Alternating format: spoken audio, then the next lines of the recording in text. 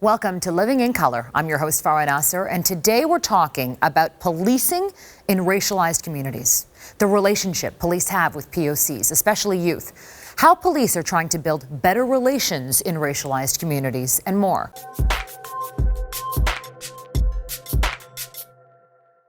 Today I'm joined by Louis March, founder of the Zero Gun Violence Movement, and Constable Edward Parks of the Toronto Police Service. Thanks, both of you, for being here. Thanks for having us. Toronto is perhaps a microcosm, maybe an example of other big cities in the world, positive or negative, because of the relationship we see between police and the public. How do you feel, both of you, the relationship is right now between police and racialized communities? Constable, I'll start with you. It's an ongoing building. We are, as a service, the Toronto Police Service, over the past years, we've been going through a way forward process where we've been looking at the things that we've done, how they've worked, the things that haven't worked, and we're going through a process of re-educating. Re-educating officers and also the community, and how we engage with the community. You know, officers are going through a point of education in terms of de-escalation and trying to prevent things from occurring. And having neighborhood officers in communities, such as myself in 51 Division, we're able to become ingrained in that community, to have regular meetings and regular engagement with the youth and the public, which is changing the perspective of the police. Okay, Louis, you are connected in these communities. Tell us what you're hearing on the ground. In terms of the relationships between racialized youth and the police, I'm going to say it's adversarial in many cases. And that is based on things that might happen to you directly, indirectly, or through media, social media. For example, if we see something happening in the States, young people will respond as though it's happening to them here. And that's what we have to deal with, because we see the positives. We had one community where police actually showed up the community in cut-off jeans, right? And they sat down in a youth lounge with the youth. It started out adversarial because the uniform wasn't there. The barrier was not there. And the youth took advantage of that. But by the end of the meeting, everything had sort of calmed down, and there was an interaction that says, guess what? You know, maybe this is a good first step. This is what we want to see sustained and continued. But a week later in the same community, we have a 13-year-old that is broke bail because he's associating with somebody in his school that he's not supposed to associate with.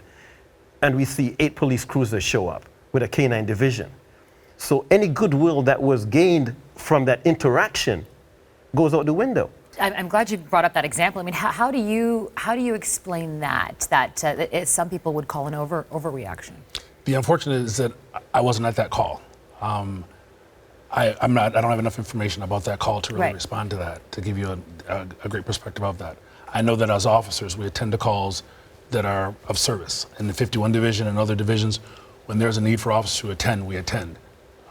I don't know why there was that many officers there or the gist of that call. But I mean, is that a consideration? Because as much as obviously the intention is to protect the public, there is a real problem right now in terms of the relationship and the fragility of that relationship. So perception is a huge part of it. So when there are calls like that, is a thought given to how the community will perceive a response like that?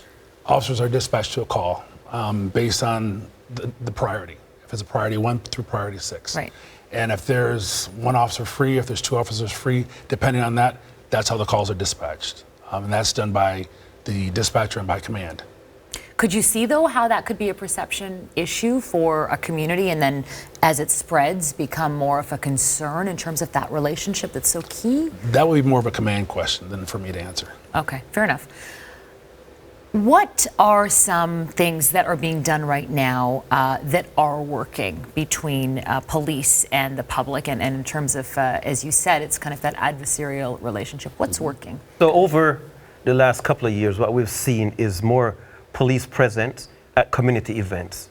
Basketball, we've seen them at barbecues, workshops, right? We've seen more police presence at these events, trying to interact with the public. And I know how difficult it is for them because they have the uniform on, and that creates a barrier immediately. So they're trying to reach out, but the community still sees the uniform. We had a case in another community where a police officer was actually part of a safe walk to school. And he's been doing that for 4 or 5 years, where the students are walked to the school with a police officer in uniform. And the children take off his hat, put on your hat, right? There's an interaction that takes place, Totally. right? And it takes time to build that relationship. But in the period of time that he was doing this, shootings in that neighborhood were down significantly. So can I say it's directly related? I can't say that. Right. But we can look at it and say, hold on a second. The kids are smiling with the police. You're, obviously from a racialized community. Yes. Do you describe the relationship as adversarial? I describe it as growth and progress. Okay. Over the past 4 years, I've been a neighborhood officer in Regent Park. When we first started in Regent Park, the one thing that we did was we parked the cars. We parked the cars and we walked the community. I would walk into Freshco and I'll go into Freshco and I'll buy a salad. And I'll take that salad and I'll go over to the community center. And I'll sit in the community center and have lunch. So kids are able to come up and ask me, what's going on? What are you doing? For over the past 2 years, we've done a program called Successful Youth Club. That program was a grant written by Toronto Police for ProAction. ProAction funded the program. And with the Successful Youth Club, we teach kids about money management. We teach kids about interviewing skills. We're teaching kids about interacting. And all those things are tools that they're going to need as they grow older. So we can many times go bounce a ball, we can kick a soccer ball. But in 51 Division and with the Toronto Police, we want to give kids tools that they're going to need to succeed. Do you have to do any specialized training, or is there any specialized training offered to officers who work in racialized communities, especially ones that don't come from a racialized background? Yes, we have. We go to the college on a regular basis to have classes dealing with diversity. We also have classes dealing with social media, because of the fact that kids spend so much time on social media, and officers are older. I mean, I'm one of the officers, and I don't know anything about social media. So I've went to classes to learn more about social media, so I can in turn communicate with the kids. I'm not going to say that I'm not aware, because my children help me a great deal, but we're trying. And with that education, officers are getting better tools to be able to communicate with the youth. Lou, what type of training do you think police need? Police are put in a position where they have discretion. The Police Services Act gives them the discretion of using force, the discretion of laying charges, making arrests. And it's the unequal execution of that discretion that is concerning to racialized youth. Some will exercise it and will hear about it. And we say, we're moving in the right direction. But sometimes the exercise of that discretion, if it was a non-racialized youth, would that have happened? We ask that question. But not only is it a racialized youth, right? Everybody else that sees that video asks that question in their mind. So the training is about undoing a culture and creating a new culture. And I think the concept speaks about the transformation taking place. It's a step in the right direction. But who's buying into it? Like, I know the head is saying we need to do this, but the legs on the ground, sometimes it takes a time for them to get the email. I want to pick up on that, because I want to pick up also on the makeup of the officers in the force. But do you think there's a culture problem in the Toronto Police Force and other police forces as well? Do you think there's a culture problem? No, I don't think there's a culture problem. I think there's a learning. You have to remember that we have generational of way people that did things.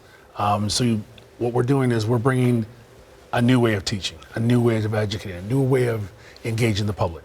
Because of the fact that you have to remember we have so many different cultures within the city of Toronto, and not everybody has knowledge of it. The service is coming forward and saying, okay, we're going to give you guys the tools. We're going to teach you and educate you. It's going to take time. So all the service is asking is just give us time. Let's talk about the makeup of the police force, because you touched on this, and this dovetails nicely into that. So in the Toronto Police Force, again, Toronto seen as a beacon of diversity, half of the population here is from a racialized background, from a diverse community, but a quarter of the force is. And when we look at females racialized officers, it's even less than that. So the Toronto Police Force, along with many other big companies, doesn't really represent this city. Is that an issue? Why is it important for officers to look like the people they serve? That plays an important role in education. That plays an important role. Police, Fire, first responders, it plays a role in every facet of employment that we have across our city. The service hires qualified individuals, and they look at the skill set that that individual has, and placing the officer in that community is based on the skill set. There's officers that are placed all throughout the city. And to say that we place officers in the community based on the racialized community, we want to, yes, we do. And we try to. And that is a very big benefit to that community. Do you think we need to have more people that look like us in the force? Police are trained to enforce the law. They're not trained to be community angels. They're not. Enforce the law. So, but when we have the diversity within the city that we have, when you have that discretion to enforce the law and how you enforce it, and if it's perceived as being in favor of one group versus another, it's an opportunity for training. It's an opportunity for looking at that relationship. And it gives them an advantage if they look like the community. But to touch on that, it's been amazing because for the past 4 years, being in Regent Park and working with my previous partner, Melissa Huntley, being female, she was able to connect with the young ladies that were within the community. That was the ability that she had. It didn't matter what color she was, it just mattered that she was female. So the young girls would always say, I want to be an officer just like you. I want to be involved. So we would come in uniform and out of uniform, play basketball, engage with the kids, and it was very powerful. And then she was also able to connect with the Muslim community because of the fact that the ladies weren't always speaking with me. And I respect that and understand that. And with that education, I understood why. And she was able to have a strong impact in that community. She was able to start a yoga club in that community. She was able to do a cooking class and attend that.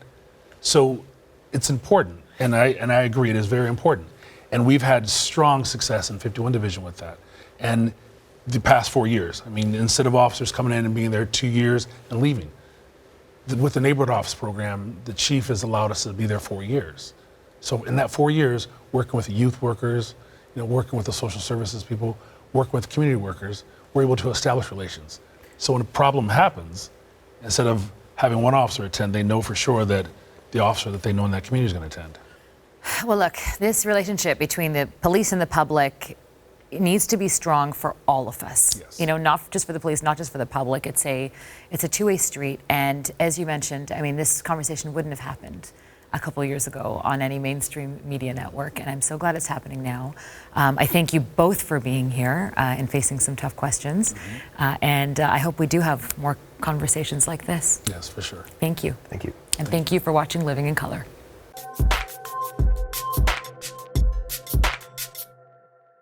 Thank you for watching Living in Color. If you enjoyed the show, please subscribe to our YouTube channel. And if you have an idea for a future Living in Color episode, we'd love to hear your thoughts. Please leave them in the comment section.